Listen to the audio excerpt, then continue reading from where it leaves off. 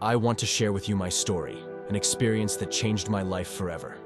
It all started on a typical morning, just like many before it. I woke up, put on my running shoes, and headed out for my usual jog. The streets were quiet, just the way I liked them, and everything seemed normal. But this day would be far from normal. As I jogged through the neighborhood and reached a familiar set of stairs, I misjudged my step. In a split second, I was falling forward, unable to catch myself. My head slammed hard against the stairs, and everything changed. Pain shot through my body, and I could feel the world spinning around me. I wanted to get up, but I couldn't move. My body was paralyzed, and I could hear voices around me, but everything was fading. My vision blurred, and I knew something was terribly wrong. Then, something strange happened. I felt myself lifting out of my body. I looked down and saw myself lying there on the steps, surrounded by people trying to help me.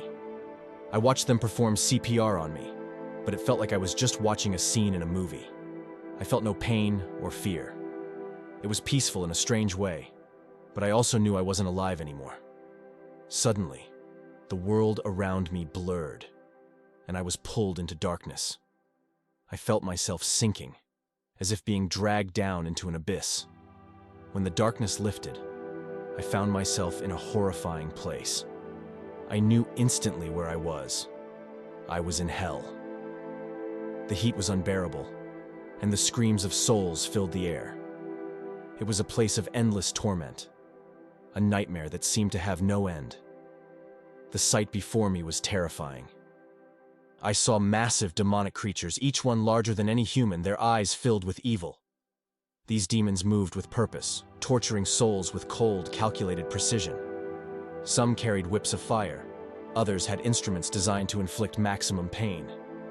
The suffering was unimaginable, and it seemed like each person's torment was tailored to their worst fears and sins. As I moved deeper into hell, I came across an area marked for the famous. Here, the souls of celebrities suffered in ways that reflected their lives on Earth. I recognized some of the faces, though they were twisted in agony.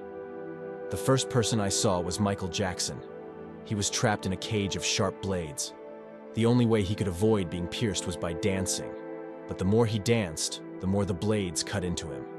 It was a cruel, endless punishment.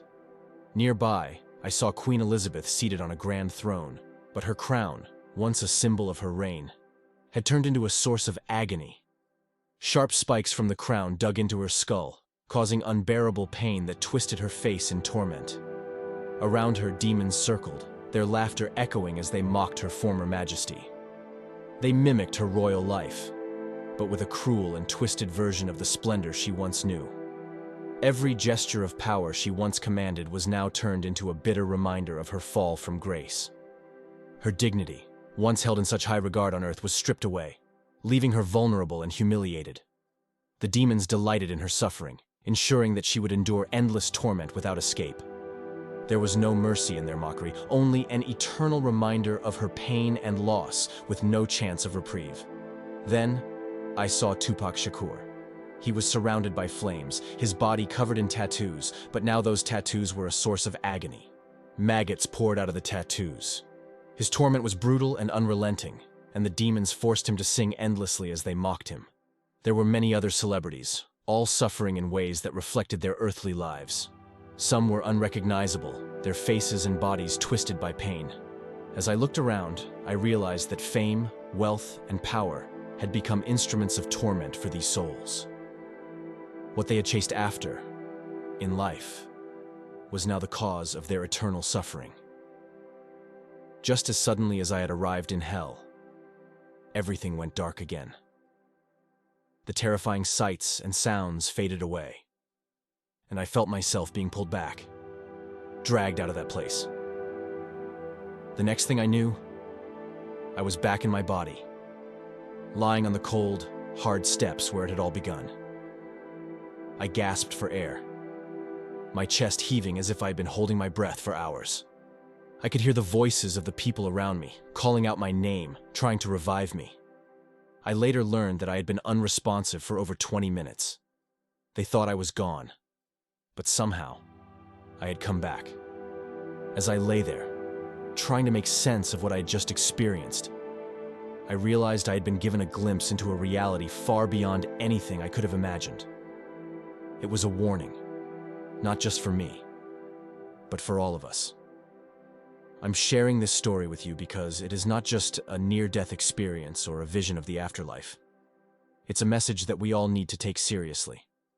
The things of this world, fame, wealth, power, are fleeting.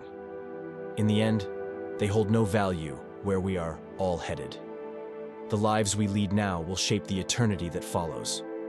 For those who are caught up in the pursuit of fame or the approval of others, I urge you to stop and reflect on what truly matters. The celebrities I saw in hell had everything the world could offer, but it meant nothing in the face of eternal judgment. They were suffering because of the choices they made in life, and their fame had become their torment. I urge you to seek God with sincerity. Turn away from the distractions and temptations that lead you away from Him. Especially for those in the public eye, remember that the influence you have is a gift, but it also comes with great responsibility. Use it wisely to uplift and inspire, not to glorify yourself. This experience has shown me that we are all accountable for how we live our lives. The time we have on earth is short, and eternity is forever. Seek God now, while there is still time. Leave behind the things of this world, and focus on what truly matters, a relationship with God. I'm not here to spread fear, but to share what I have seen and felt with every part of my being. This is a warning, and I hope you will take it to heart.